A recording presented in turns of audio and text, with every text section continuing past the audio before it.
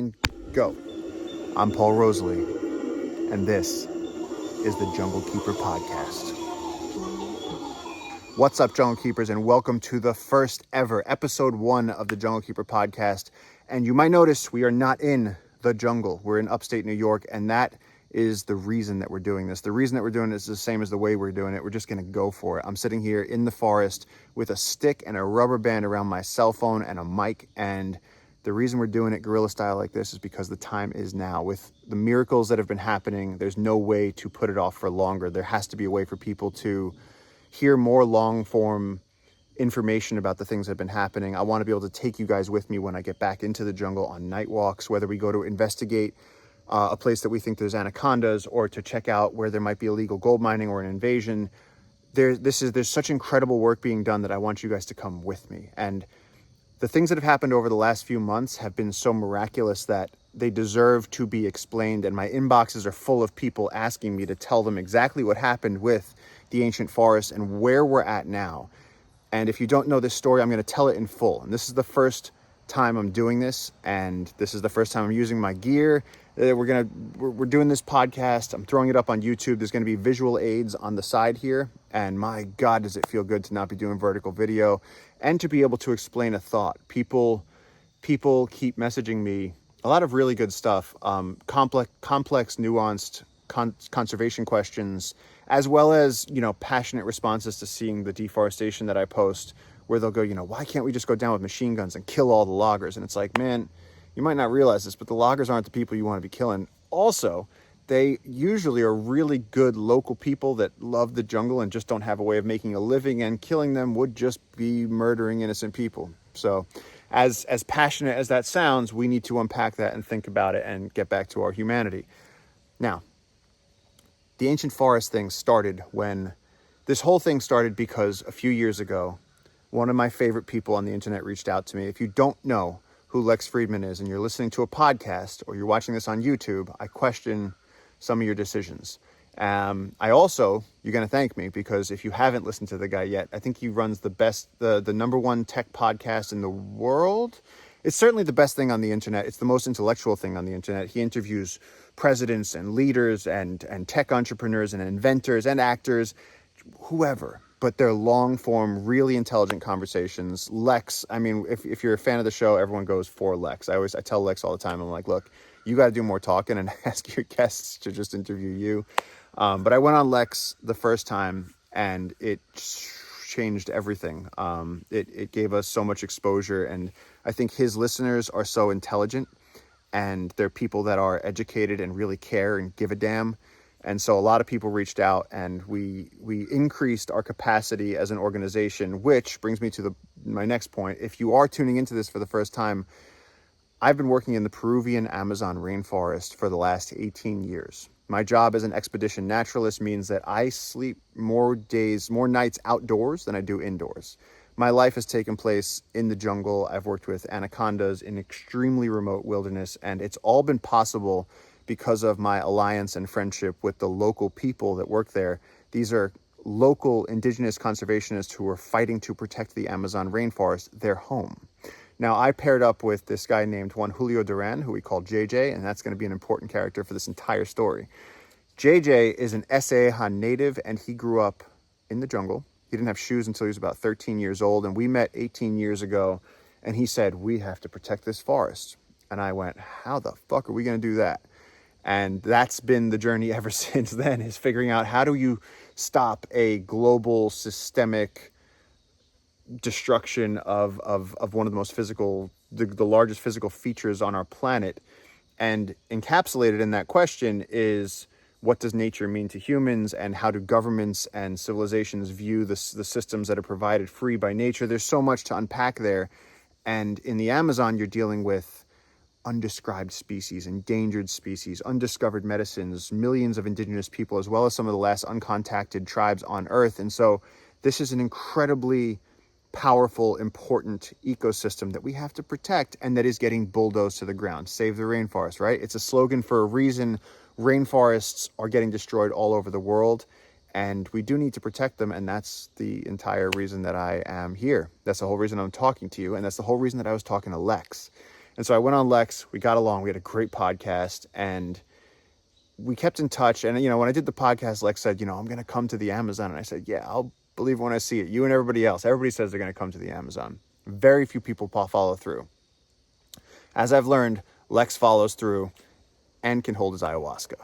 So Lex joined us around April of this year, and JJ and I looked at each other, and JJ fully understood how big Lex was and how big of an opportunity this was for us. And we said, we need to give this guy the most incredible jungle experience possible. And as expedition naturalists, we said, we got to take him out and do what we do best. Let's go on a real ass expedition. Let's take him away from the research station into the jungle. We said, wait, what if he's one of these people that shows up and absolutely hates the jungle, hates the bugs, can't deal with it?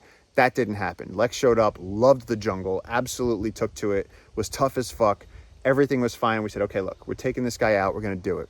So we got brought 5 or 6 hours up our river, which again, we're already, a 2-day distance from civilization by boat. And then there's our research station. And then from there, we're going another 5 hours deep into the jungle and getting dropped off. All we got on our backs is our backpacks. We had 2 machetes, we had some water bottles, food for a few days, and our pack rafts so that when we reached the next tributary, we could raft back down to our river and get picked up.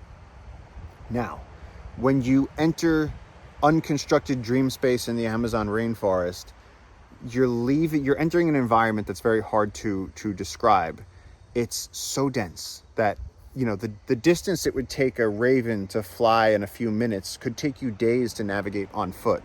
And it means hacking through all kinds of horrific undergrowth, and there's vines, and there's thorns, and there's snakes, and there's fallen trees, and it's slippery.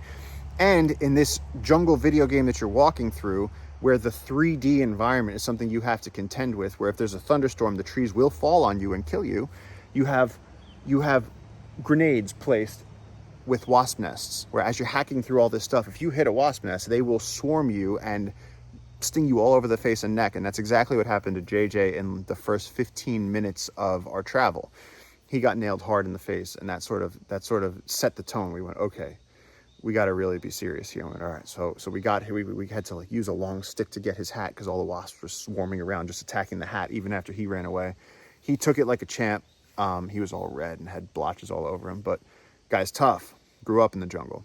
So we kept walking, slashing for maybe 4 hours, and we're just sweating. We're just sweating so much. You sweat in such a way that even if we jumped into water and came out, we wouldn't be more wet. We would soak through our clothes. We were losing fluids rapidly. Like your pee is brown after the first hour.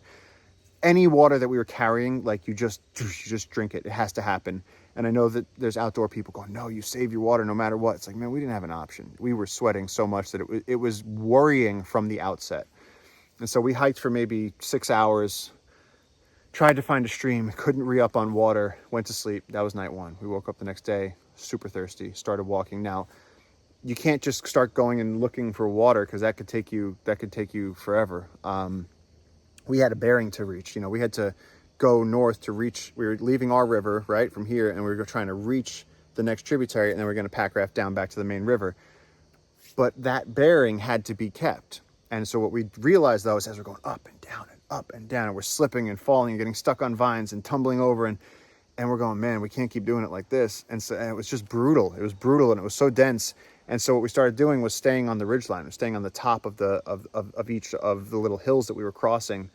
And just the way that, if you've ever looked at your feet on the ocean floor, the way the sand makes sort of interlaced ripples, the landscape was doing the same thing. And so every time we tried to stay on the ridgeline and stay on the high ground and not go down into the really dense parts of the jungle below, every time we were moving a tick to the west, and we were starting to do about a 30-degree drift from where we had to go, which was going to add, in the end, about 20 miles to our journey. And we were averaging about 0.2 miles an hour.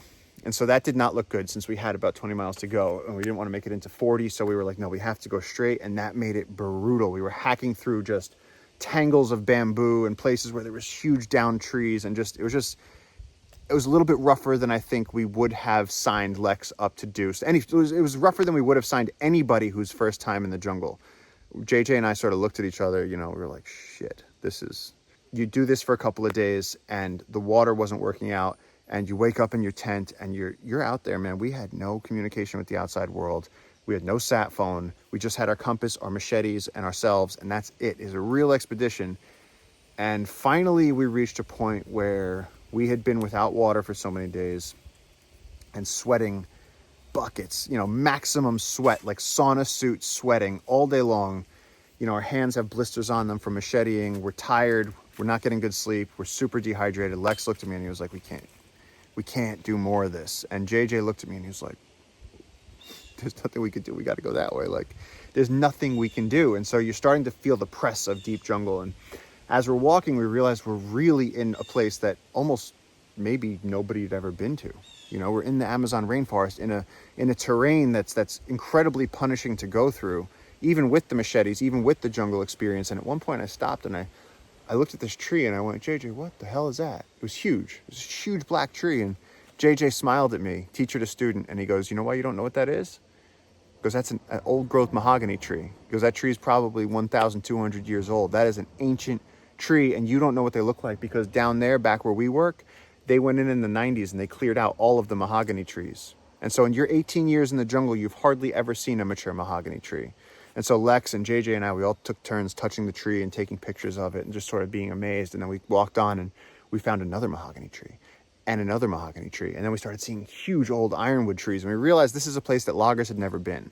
Now, what that means is that this is ancient primary rainforest. Climax community growing since the dawn of time, the greatest proliferation of terrestrial biodiversity on our planet, with all this incredible life and systems that have becoming more and more complex for thousands of years, maybe millions of years. And it was wondrous. And as messed up as we were by this point, days into this expedition, we couldn't not walk around and just be like, this is the most incredibly ancient forest we've ever seen. It's untouched. There was jaguar tracks in all the dry stream beds that we walked. There was jaguar tracks. There was so much wildlife all around us, and we're just hacking and hacking. And we had there's this sense that comes with wilderness where you're out there. And if you've ever been high up in the mountains or just deep out in the forest, this sense where you at the same time lose all control over what happens to you and realize the incredible beauty of where you're at, and you feel like civilization is very, very far away, and you sort of enter this other headspace that's impossible to reach any other way. And so we were deep inside of that and starting to panic. Lex looked at me and just went, I can't keep doing this. And JJ looked at me behind him and just went, what can we do? We're hacking, we're going. And that's when it happened. All of a sudden we came out onto a road. All of a sudden the jungle stopped and we came out onto this dirt road, and our hearts fell because we knew what this meant. In a place that we thought was going to be the deepest jungle on earth, there's a brand new logging road. And we came out onto the road, and we all sort of had to come to terms with this, and it was sort of a mixed emotions, because at the same time the road was pointing in the direction that we had to go and was going to get us to that other tributary, and we could probably get there by day's end, by sundown, which was a huge help, and probably relevant on a medical level at this point for all of us because we were severely dehydrated. But what it meant also is that all the beautiful forest that we had just seen had a gun pointed right at its head and was going to be destroyed. They were tractor tracks. And the fact that whenever wilderness is opened up by civilization, the metastasizing roads of civilization going into the jungle is just ripping it apart and killing that ancient forest and turning it into just farmland in someone's backyard and denaturing it. And that's tragic. That kills me. And so we walked along this road. We got out to the river. We camped that night, thunderstorm. And at that point, we said, okay, look, we thank God for water. We pack rafted down in the morning. We saw some incredible deep jungle. The tributary winds through some very, very deep jungle. We get back to the research station, and so now we have this huge problem. We know about in one of the most ancient parts of the Amazon rainforest, there's a logging road and these ancient trees and this amazing ecosystem, the millions of harpies, all these different types of life forms, reptiles, amphibians, birds, mammals, jaguars, macaws, giant anacondas, potentially uncontacted tribes. All this amazing stuff is contained in this forest, and the logging road is there. And so we get back to the station, and we're telling this story to everyone back at the base. And it turns out there's someone who is staying in the treehouse. We have this treehouse, world's tallest treehouse, the Alta Sanctuary treehouse. And there's one of the guys staying in the treehouse was this guy, Jay. And he said, holy shit, that's a story. He was like, you guys really went through it. And I was like, yeah, we really did. And I was like, I'm not going to sleep for months. I was like, because now we're going to have to watch as this forest gets dismantled, or it's going to be there in my dreams. I'm going to know that once you know about it, it's your problem, right?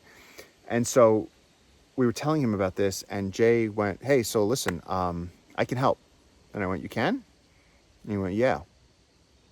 He goes, find out from the loggers how much that section of the land is and whether or not we can do anything. And we looked on the map and we saw that it was a parcel of land.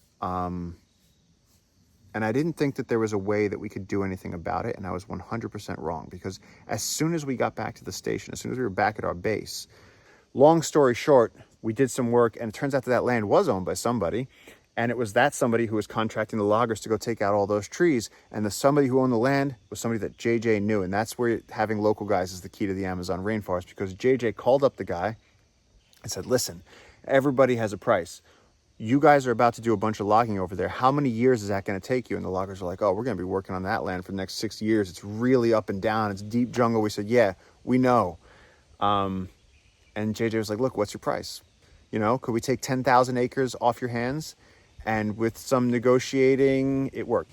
I just remember thinking that there was no way. It was too big of a problem, and it was too, there was already a road. There was no way we were going to be able to do anything to undo the inertia that had already been set in motion. And that is not the case. If we were able to give you this price, would you put down your chainsaws, shut the machines, drive them back to town, and let us just have the jungle? We'll buy it from you with the trees. And they actually said, yeah, if you could do that, we'll do that. And when Jay heard this, he said he wanted to help. And we said, how can you help? And he goes, well, I'm going to give you $150,000. And what you do is take that $150,000 and do a matching thing. Ask the people for help.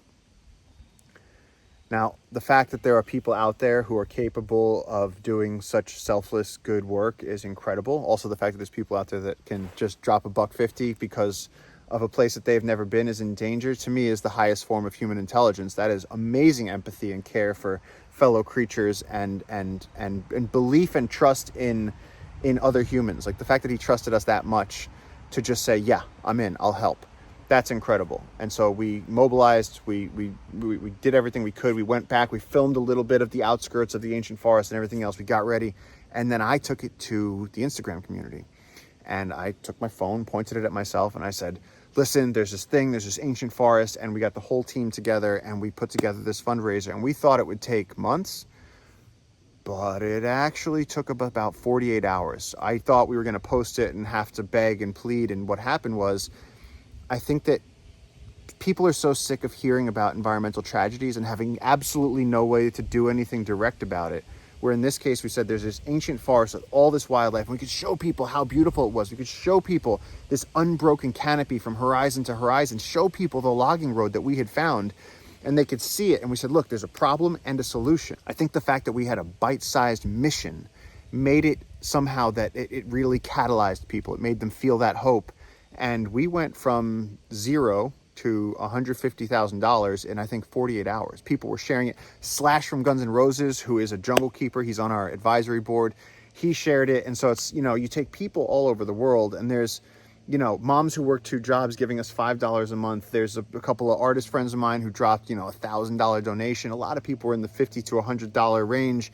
Everyone was sharing it. If you can't donate, share. And that's the thing. We gave people a way to help. Everybody had a way to help, and they took it. And we made the donation, and we paid the loggers, and we signed the contracts. And as of a couple of weeks ago, Junglekeeper owns the ancient forest. Now, as a person that grew up crying myself to sleep, scared that, I'd heard the things at the Bronx Zoo where they said, elephants are going to go extinct in our lifetime. We're losing the Amazon rainforest. We're losing the Congo. Everything's going to die. It's all going to be destroyed, and it's all our fault. We just saved 10,000 acres of rainforest, and it's because people all over the world cared, and because an indigenous conservationist 20 years ago set out on a mission to protect this river. It's incredible. It's absolutely incredible, and it's the antithesis of all of the doom porn that's out there about the environment that says, it's all going, humans are cancer on this planet. No, humans are awesome.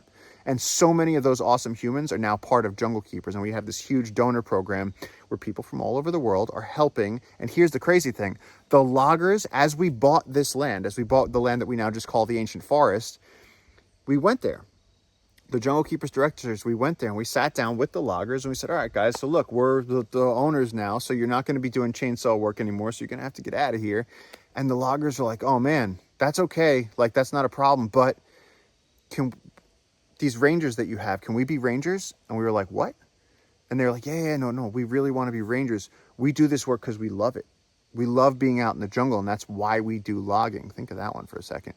But these people, they don't have another way of earning a living, and logging doesn't pay very well. And there's no insurance or medical benefits or job security or anything like that. And you might have a tree fall on you, or you might get a child carried off by a jaguar, or you might get eaten by an anaconda. It's dirty, hard work, weeks from civilization, deep out in the jungle, no access to medical help. And you're just sweating and cutting down trees and actually destroying the thing that it seems like they love. And so we told these loggers, we said, yeah, we'll hire you as rangers to protect this forest since you already know it. And look, here's the thing.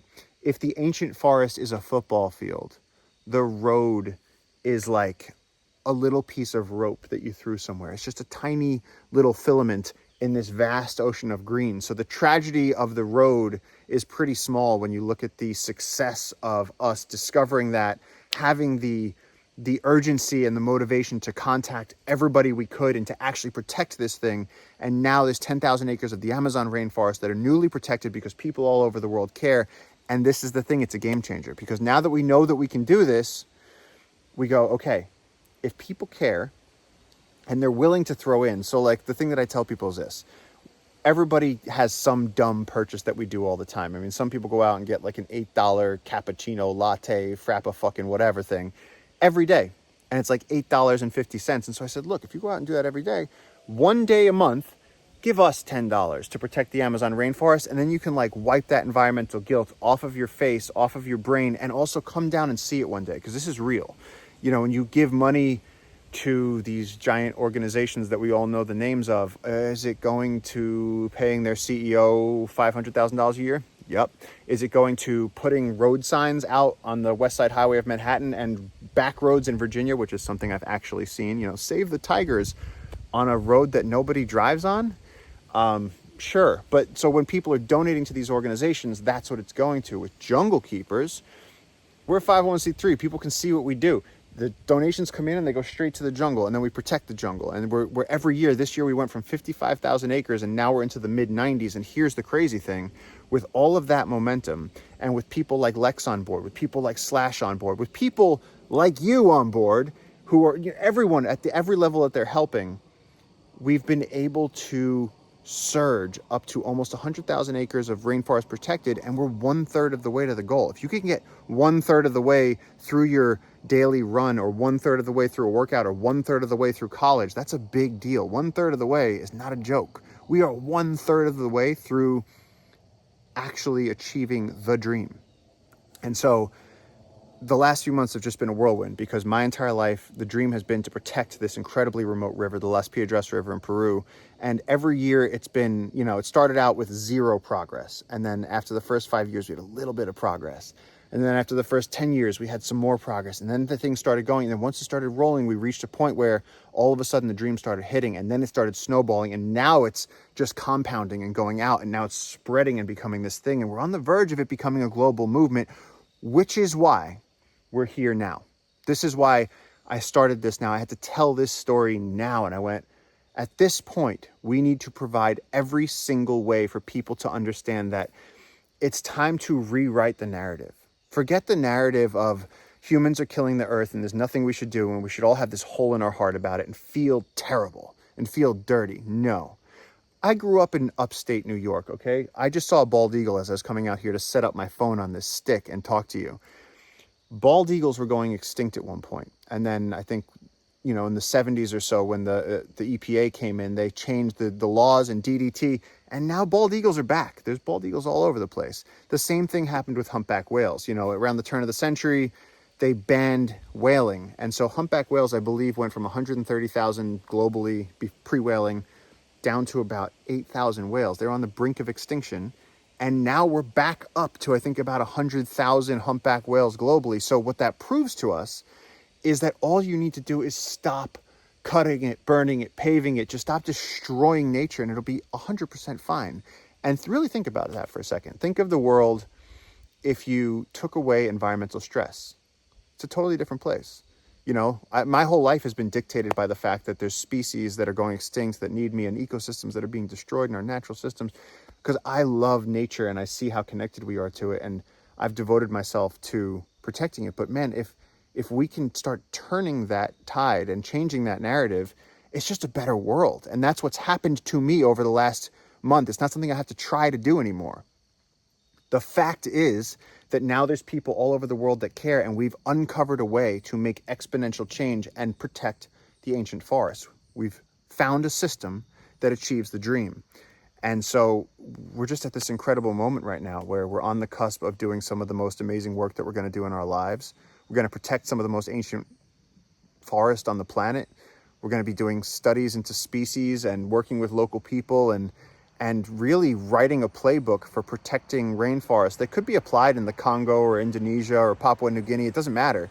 This sort of activism where we're just sharing this through social media, showing people the problem, and then everybody comes together and gives a little bit and we fix it, trusting the local experts, trusting the scientists who are on the ground.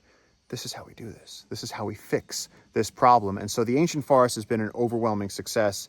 Not only did we save the forest, it changed my whole view of the world. I was sort of a doom and gloom environmentalist for a long time, and now I feel like we're just running this incredible, it's like in Forrest Gump when everybody starts running with them. It's like I've been running for a long time, and now all of a sudden we have all these people supporting us and all this potential, and we're going to protect this river. And then once we do that, what else can we protect?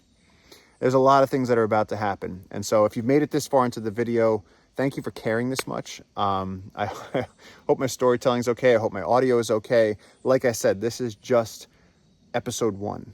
You know, who knows where this is going to go. I am going back to the jungle next week, and we're going to be going into the ancient forest. And here's the thing.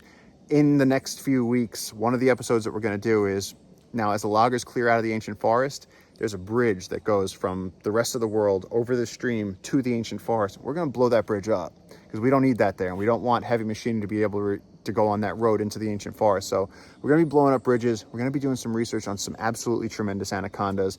I think it would be really cool to have a session where me and JJ talk about our conservation history, other experts that come through. Who knows where we're going to go with this? Who knows how big it can get? Thank you for watching, and we'll see you next time.